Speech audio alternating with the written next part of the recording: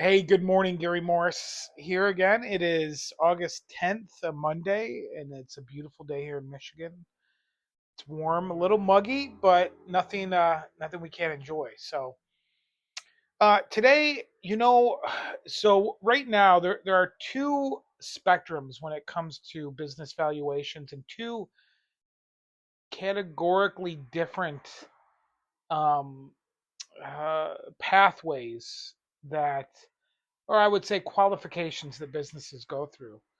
And really, what it comes down to is if you're making anything below $200,000 of profit, that means your owner compensation and that we're not adding in equipment. The thing about adding equipment, you have to remember that the business absorbed that cost. Now you can wholesale part out your business and get a valuation, but when it comes to how you add that into the valuation, it's very nuanced because it's not profit, it's the cost of doing business. And so there are ways that we add it in with the multiples, but we help the multiples reflect a lower price so that the equipment is seen as the perk in that lower price. So there are some creative elements, but for a lot of people, they're looking at factoring in a ton of equipment as a cost of doing business into the asking price, and it's a very nuanced conversation. So I just that's something to be aware of. But at the end of the day, there are two pathways. It's basically 250, 200 on the bottom end of SDE, and up is when banks start to interact a little bit more. They really need to be at a price point where they're looking at a couple different things. So we're getting more and more educated buyers who have kind of been through the ringer. They've tried to sell on their own and they understand at $100,000 price point the difficulties that exist. And it really comes down to positioning, storytelling, and some of the creative components that you have to come up with when selling those businesses. But today I just want to talk about the dilemma.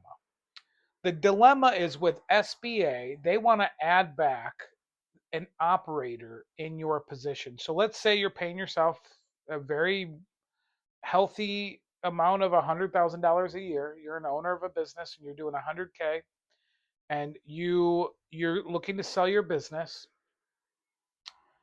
What the SBA qualifications are going to require is that somebody needs to get paid for your position. And so they're going to do a calculation on market rate of what you do. And if you're an owner operator, you can guesstimate that they're going to probably assume 60 to $70,000 for that going rate, and they're going to deduct that from what they would approve for an SBA loan.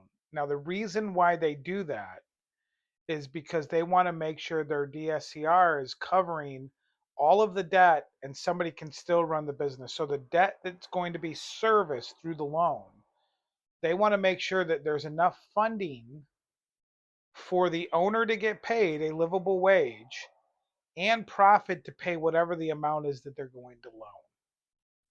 So you can see where the challenge comes in when you're making $100,000 a year and they are forcefully factoring in something to secures their debt. Somebody needs to get paid to do that work. Um, they're going to forcefully induce into the formula $70,000. So there's $30,000 left of capital to service the debt.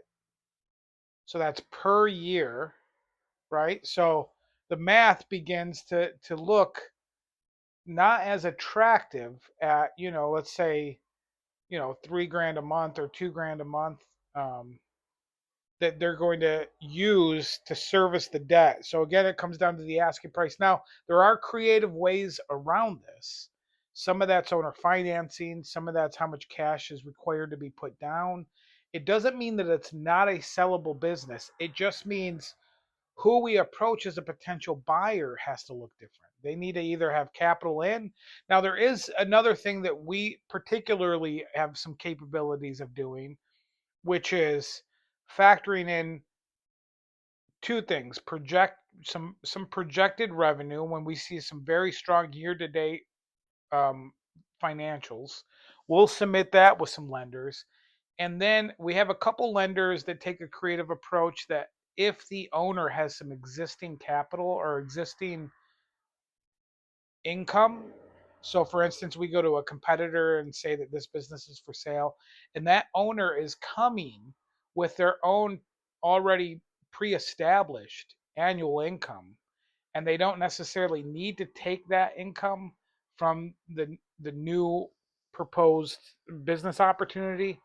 Some lenders will take that into consideration if there is some established um, history behind the existing business. So all that to say, if you're making 200,000 or more per year, so we're looking at an EBITDA, or we're looking at a multiple at 200K per year at minimum, you're looking at four to $500,000 asking price, depending on the ad backs, the multiple, the industry.